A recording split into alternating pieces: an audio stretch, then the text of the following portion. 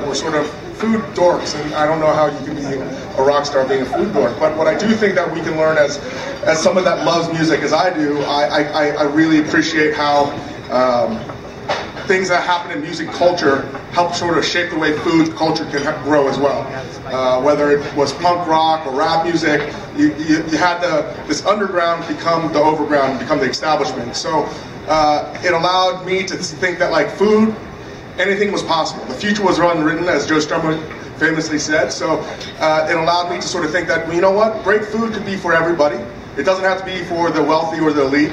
Having traveled around the world, you can eat fantastically cheaply in any other culture, except, unfortunately, America. So that sort of gave me the confidence to sort of make some mistakes and to try to figure out that we can make food for everybody and try to make it as delicious as possible. The sort of second note on food and music is we play a lot of music at our restaurant. In fact, that it's become sort of our what we've become known for, because I remember one time a customer coming in being like, the music's really loud in here. And I said, we do know. We weren't trying to be annoying, but the goal was we wanted to listen to music that we wanted to listen to, not for the customer. And again, it sort of ran on par for the food that we wanted to cook for. The food that we wanted to cook was the food that we wanted to eat. And it was sort of taking a selfish note of not doing what the customer wants, and the customer was actually always wrong. So I don't know what you can take from that, other than we play a lot of different music, music that you might not have heard in a restaurant, and I think that really set the tone for what Momofuku was. We don't have really any decorations to speak of.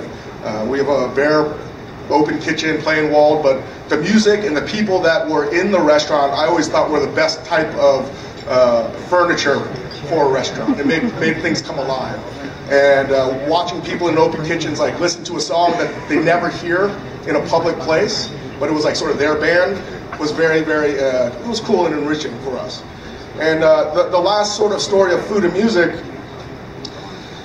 involves Dan Nishimura, otherwise known as Dan the Automator, a very famous, well-known music producer. He's been in a variety of bands, from Corner Shop.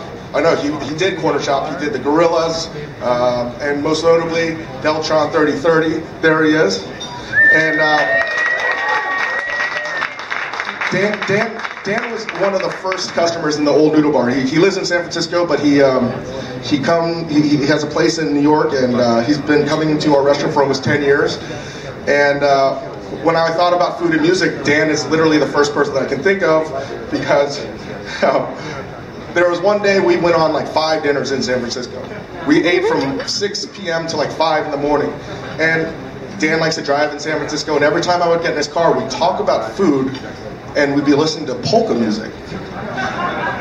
And yeah. And so that's why I was like, again, sort of tying in the philosophy and trying to understand, because Dan has this, depth of music knowledge that's really unparalleled. And he listens to polka music. I'm like, why do you listen to polka music? After, 2 or 3 hours in your car, I still don't understand why anyone would listen to polka music. It's just that whole thing of genre, as well as you go with food and everything, people are like, oh, you're a Korean guy, you gotta have kimchi and kalbi and... What's wrong with kimchi and kalbi? Nothing.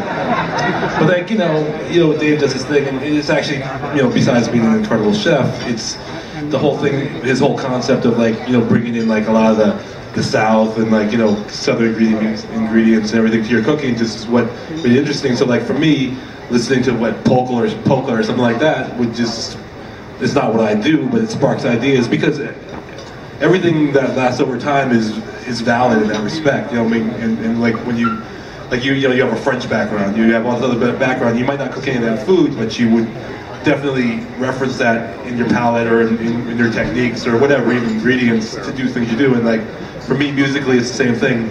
All different genres of music play a part in what I want to do, but also the overall tapestry of music and the way I want to hear it. So I do learn a lot. Dan might not realize it, but I learn a lot about food by asking him music questions. It gives me a better understanding about food philosophy, in a weird thing. No, it makes perfect sense. I mean, I mostly hang out with other music people or other painters or artists or chef guys, because we all have that same creative goal, or we're going in that direction. So it's easy to talk about what we're doing. I might not even know how to boil an egg, which actually I kind of do, but I do understand how food works. I understand the combos. I understand the way when you put something together and when you put it together well or not well, and so I appreciate all those things. Much like I think Dave was talking about appreciating music in a certain way and really being a part of like the restaurant and everything else.